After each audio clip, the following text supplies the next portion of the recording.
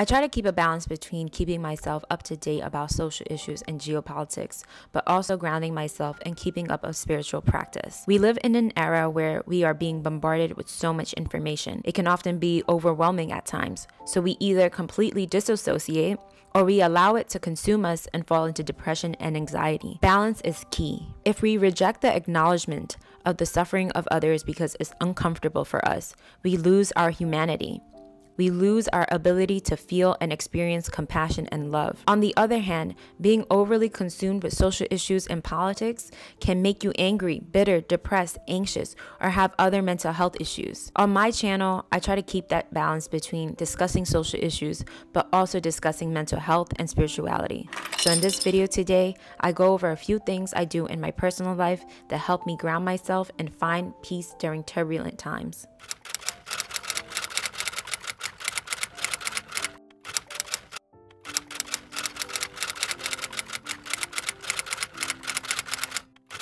Hey guys, welcome back to Naily by Nature. My name is Naily. If you are new to this channel, on my channel we talk about so many things from spirituality, social issues, law of attraction, my journey, kind of finding my purpose, and along with some of my travel vlogs. So if you are interested in any of those topics, please remember to hit the subscribe button and comment below. I love to hear from you guys. And if you enjoy this video, thumbs up. Today's video is about how I keep myself kind of grounded during very tumultuous periods. And I wanted to make this video because I know that there's so much happening right now in the world, and we're being thrown so much information, and I'm seeing how people are handling everything that's happening in the world right now and how I'm handling it. And you know, some people are choosing to dissociate and kind of disconnect from everything and just focus on themselves.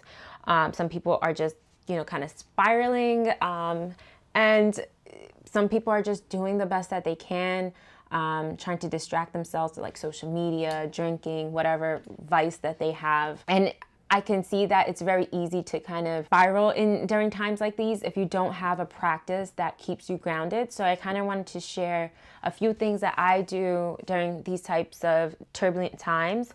I do suffer from anxiety sometimes. I do have panic attacks, and it's something that I've dealt with my entire life, but only within the past couple of years, maybe in 2017, 2016, I started to have more of a spiritual practice that keeps me grounded, so that I'm not allowing my thoughts to pull me into like having anxiety and going through depression and just kind of creating scenarios in my mind that are not real. And I think when you don't have a practice in your life, it's very easy to fall into those types of traps. So I just wanted to share a few things that I do in my day that kind of helps me stay grounded and at peace, and just kind of bringing myself back to myself versus just like having my mind be all out there. The first thing I want to talk about is meditation. Meditation is one of the first things that I do in the morning and right before I go to bed. And this is something that took me a long time to kind of master.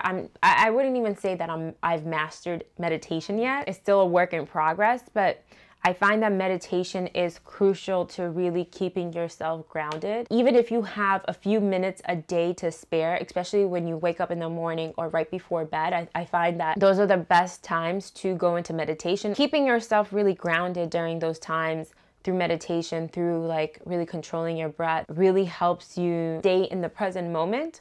And what I love about meditation, and I feel like it took me a long time to understand how to meditate properly, was that you don't necessarily have to quiet your mind. You're just in observation of your thoughts. So when I first started meditating, I used to be like, oh my God, I'm thinking too much. And I would try to control my thoughts. I would try to bring myself to like not thinking, and then I would be thinking even more. But what I found really works is to just be in observation of your thoughts. Your thoughts are not facts, and I think sometimes we really attach ourselves to our thoughts and then we spiral even more. So it's like the first thing you should know is that your thoughts are not you and your thoughts are not facts. That is my first tip for like keeping yourself grounded. And probably the most important tip that I can have is that if there's one thing you can take from this video is meditate. My next tip is to journal. Journaling is so important because, you know, we have all these thoughts throughout the day and we can't discern for ourselves like what is factual and what is not. And sometimes it's really nice to talk to friends and family about what you're going through, but I think it's really important to really get your thoughts out on a piece of paper before you share your thoughts or your feelings with others, because what I've noticed in my life, what has happened is that when I go through a situation or a problem, the first thing I would do was tell everyone, like, you know, tell my friends and my family, and I would, you know, get everyone's opinions. And then I would then like forget how I felt about the situation, because now everyone's opinion is my opinion and I can't tell. I feel even more confused. So I think that by journaling and getting your thoughts and your feelings onto a piece of paper before you share it with anyone else, you know, what you're going through, you might find that you know the answer yourself. And the truth is, we do have all the answers to all of our problems. It's just that we're so afraid of uncertainty. We're sometimes so afraid of, you know, making the wrong decision, so we become indecisive.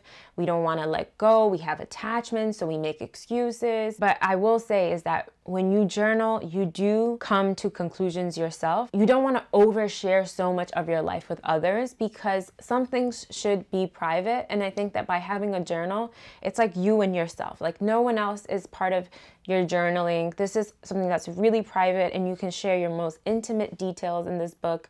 And it's for you. Like no one else is reading this. It's just you. And there's no one to judge your thoughts. There's no one to judge your feelings.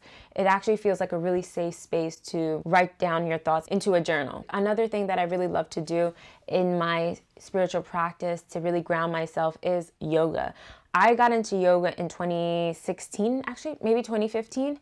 And so it's been part of my lifestyle for a long time. And I really do love yoga. It's my choice of exercise. I don't like to run. I don't like to lift weights. Yoga is my thing. And I find that yoga is not just, you know, exercise, but it also nourishes my soul, my emotional state, my mental state. It's really like doing work on your soul and your body and your mind and spirit. So I feel like you get all of this into one thing when you do yoga. So I really do recommend having some type of yoga practice in your spiritual practice to help you ground.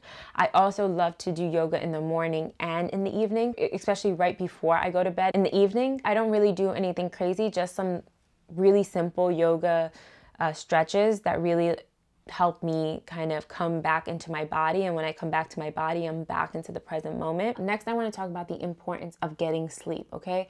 Your body needs to sleep. And I think that when you are, you know, overly anxious or depressed, you might find that it's hard for you to sleep and you struggle with insomnia. That's why I say it's really important to have like meditation, journaling, yoga, to do these things before bed, because it already tires you out. It really relaxes your body. So you're really prepared to go straight to bed. And you need to go to bed so you can like literally stop thinking, and your body and your brain can integrate, you know, a day's work into your system, into your body. So sleep is extremely important. And it's probably one of the few times a day that you can actually have where you're not thinking. So make sure you do what you need to do to get enough sleep. Another thing I like to do when I'm feeling anxious or, you know, just feeling really nervous and uncertain about the future is I like to kind of distance myself from people and go into solitude. I think this is perfectly fine to do, because sometimes when you're feeling anxious and you have so many thoughts on your mind, you really just don't feel like connecting with people. And that's okay. Like, it's okay to kind of retreat and go into solitude and spend some time alone. I find that that just gives you an opportunity to really like love on yourself. And it's a really incredible way to really practice self-love, is to like not go to everyone for support, but really just trust yourself and give yourself the love and support that you need, and the gentleness and the kindness that you deserve. You really learn to give yourself that when you're in solitude. But at the same time, I would say too much solitude is not good, where you completely withdraw from, you know, your friends and family. You want to make sure that you have a good balance. So sometimes I do like to go into solitude and just like kind of distance myself from people, just so I can really like understand how I'm feeling. Like I mentioned before you tell people about your problems or your situations that you're going through, really try to write it down in a journal. And you can really do that when you're in solitude. And you spend that time with yourself before you go out there and you connect back into the world. If you find yourself just like all over the place and you're going off on tangents, just know that's a moment for you to maybe go retreat and be in solitude and really like ground yourself. And then when you're ready, you can then like go back and connect with others. And I think that having a balance where you're in solitude and then also having the freedom to like, you know, continue to have your friendships and your relationships and time with your family. Those things are really important as well, because it makes you feel less alone. Because sometimes when you're in too much solitude, you start to feel like no one understands you, you're alone, no one likes you. You just overthink it. You don't want to get to that place where you're overthinking. Solitude is not to overthink. Solitude is just for you to really recognize and understand yourself and understand what you're feeling and understand that not everyone is going to understand you, and that's okay, and coming to peace with that. One thing that I love to do every day is go outside, okay? I try to get out of my house at least once a day. I go for a walk, and it's really important that you do the same, okay? Sometimes it's nice to just get out the house and out of your comfort zone and just go for a walk, and try to do this at least once or twice a day. You can just get some fresh air, just go for a walk, get your mind, like clear up your mind, whatever your thoughts you have, just, you know, people watch, sit in a park and just sit in nature.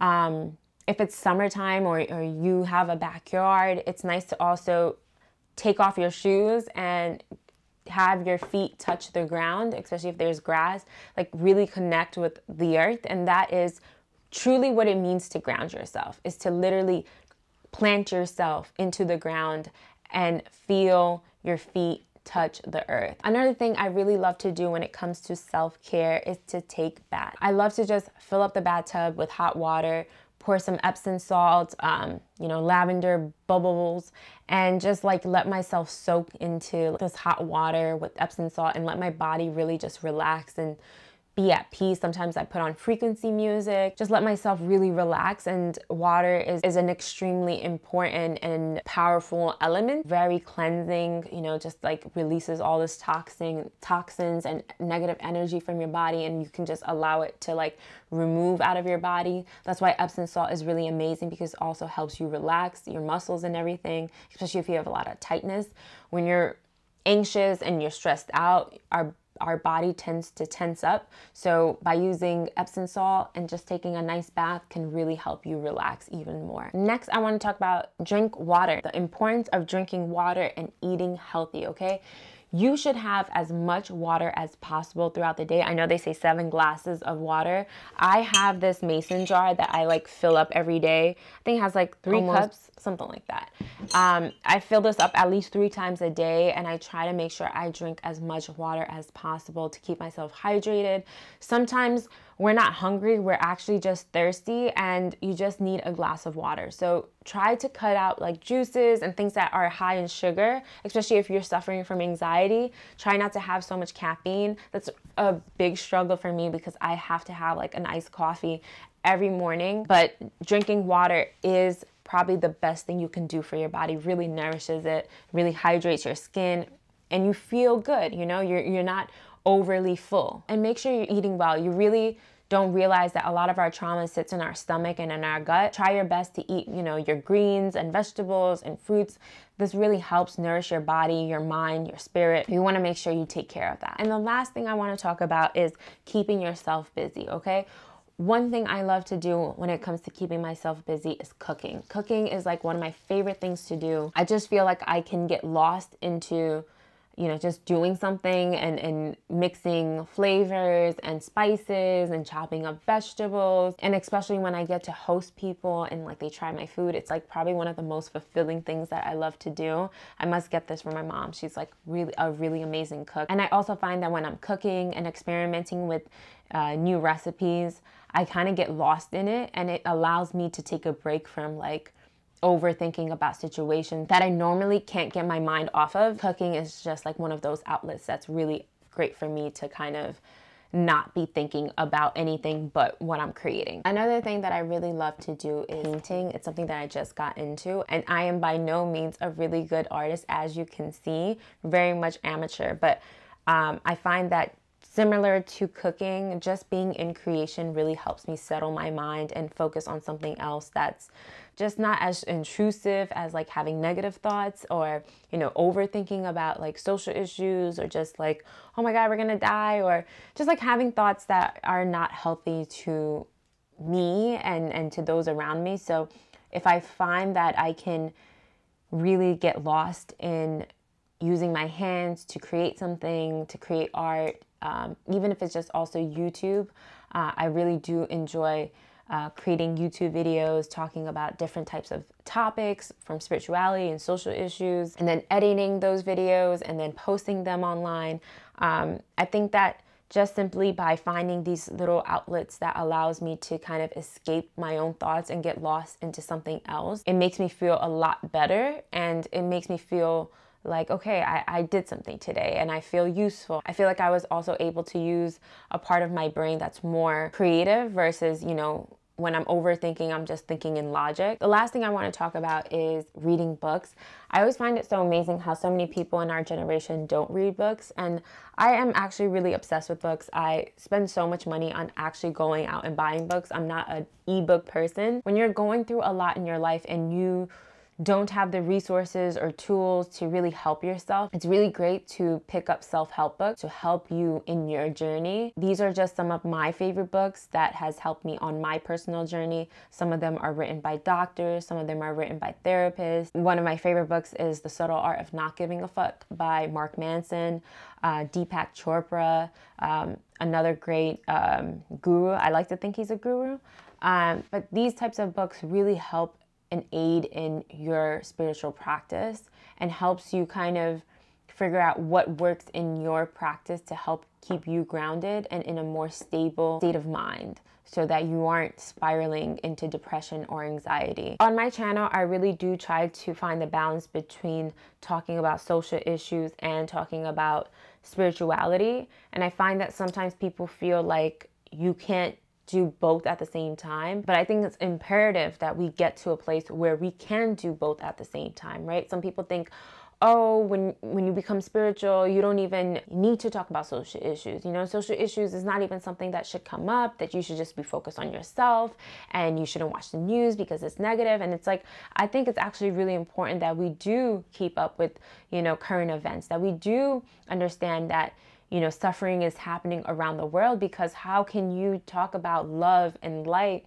if you reject understanding other people's suffering? How can you build compassion if you don't experience suffering, you know, if you don't even acknowledge other people's suffering? One thing we know is that we aren't guaranteed love and light at all times. You know, you're not gonna live a blissful life all the time.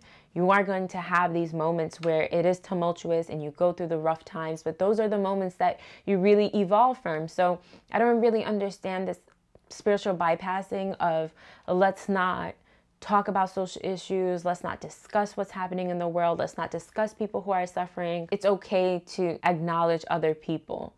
And I don't think you should conflate the two between like being spiritual and working on yourself and being overly consumed with social issues. I think you can find the balance, and I think we should all work towards finding that balance, because we are living in a very, very interesting time right now, and there is so much information being thrown at us, and there's so much happening all at once, and it's sometimes difficult for just one person to understand what's happening, because, you know, you're working, you have a family, you have kids, you have hobbies, you don't have the time to stay on top of current events, and I completely understand that. But one thing that really does concern me is that I'm watching the news sometimes and there's so much happening, and I feel like we have just become a very obedient society where right now we're being overworked, underpaid, and everyone's in debt.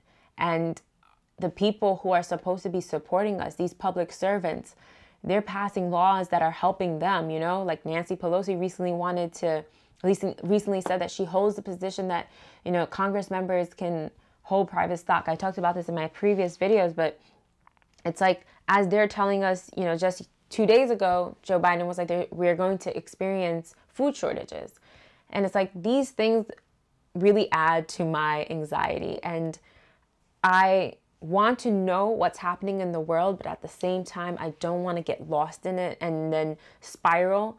I want to make sure that I have the ability and the mental stability and emotional intelligence to handle information, process it, and then find a way to build my life around this new information versus like completely rejecting what's happening in the world and then wait for something really bad to happen and then realize, oh shit, I need to figure things out. And it's like there's a balance between being aware of what's happening and also allowing yourself the space and freedom to be at peace and to ground yourself. So that's really what I wanted to make my video about today, is that there is a lot happening around the world, and I know it's so tough for so many people. And I just wanted to share just a few tips that I do in my personal life that helps me get by, and I hope that it helps you as well. So if you found this video helpful, please remember to thumbs up, subscribe, comment below. I love hearing from you guys. Thank you so much for supporting me. It really means the world. I will see you guys at my next video. Bye.